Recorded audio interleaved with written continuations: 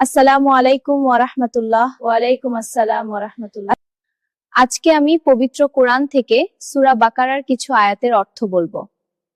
আয়াত নং 282 বলেছেন, হে বিশ্বাসীগণ, যখন একে অন্যের সাথে নির্দিষ্ট কালের জন্য ধারের আদান প্রদান করবে তা লিখে রাখো এবং তোমাদের মধ্যে কোনো লেখক যেন ন্যায়ভাবে লিখে দেয় এবং আল্লাহ যে রূপ শিক্ষা দিয়েছেন সেই রূপ লিখতে লেখক যেন অস্বীকার না করে।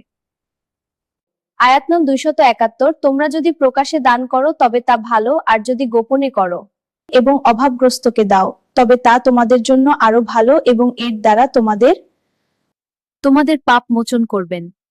তোমরা যা করো আল্লাহ তা অবহিত। বলবো সূরা নিসার আয়াত নাম্বার 2। এই আয়াতে মহান রব্বুল আলামিন বলেছেন, এতিমদের তাদের প্রাপ্য ধন সম্পদ বুঝিয়ে দাও, আর খারাপ মালের সাথে ভালো মালের সাথে বিনিময় করো না, আর তাদের ধনসম্পদের সাথে মিশিয়ে গ্রাস করো না।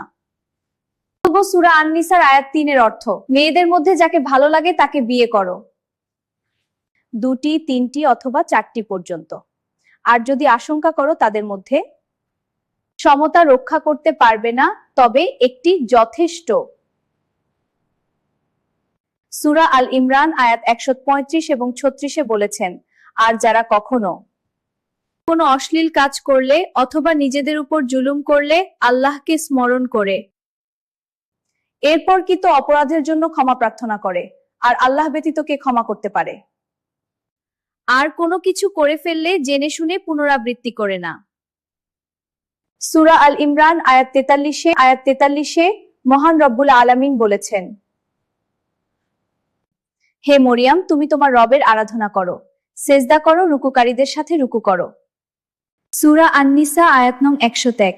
এই আয়াতে মহান রব্বুল আলামিন বলেছেন, আর তোমরা যখন দেশ বিদেশে সফর করবে তখন নামাজ সংক্ষিপ্ত করলে তোমাদের কোনো গুনাহ হবে না। যদি তোমরা আশঙ্কা করো কাফেররা তোমাদের অত্যাচার করবে, নিশ্চিত কাফেররা তোমাদের প্রকাশ্যে শত্রু। সূরা আন-নিসা আয়াত নং 93-তে মহান রব্বুল আলামিন বলেছেন, এবং যে ব্যক্তি ইচ্ছাকৃতভাবে কোনো মুসলমানকে হত্যা করবে তার শাস্তি জাহান্নাম, সেখানে সে চিরকাল থাকবে। সূরা মাইদাহ আয়াত 3 এ মহান রব্বুল আলামিন বলেছেন, হারাম করা হয়েছে তোমাদের জন্য মৃত জন্তু, রক্ত, শূকরের মাংস, আল্লাহ ছাড়া অপরের নামে জবাইকৃত জন্তু, আঘাতের কারণে মৃত জন্তু, উপর থেকে পতনের আঘাতের মৃত জন্তু, অন্যের সিংহের আঘাতে মৃত জন্তু, আর যেসব জন্তুকে হিংস্র পশু ভক্ষণ করেছে। তবে যাকে তোমরা জবেহ করতে পেরেছে তার হুকুম ভিন্ন। আর যাকে পূজার বেদী মূল্যে বলি দেওয়া হয় তা, এবং জুয়ার তীর দ্বারা লক্ষ্যস্থল নির্ণয় করা হয়, এসব গর্হিত কাজ।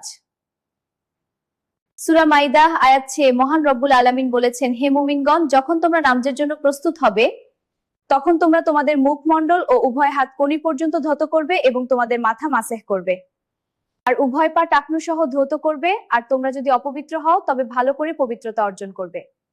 আর যদি তোমরা অসুস্থ হও অথবা সফরে থাকো বা তোমাদের কেউ মলমূত্র ত্যাগ করে আসে, কিংবা তোমরা তোমাদের স্ত্রীদের সাথে সহবাস করো, আর যদি পানি না পাও তবে পবিত্র মাটির দ্বারা তায়াম্মুম করবে, তোমরা তোমাদের মুখমণ্ডল হস্তমুহ মাসেহ করে নিবে।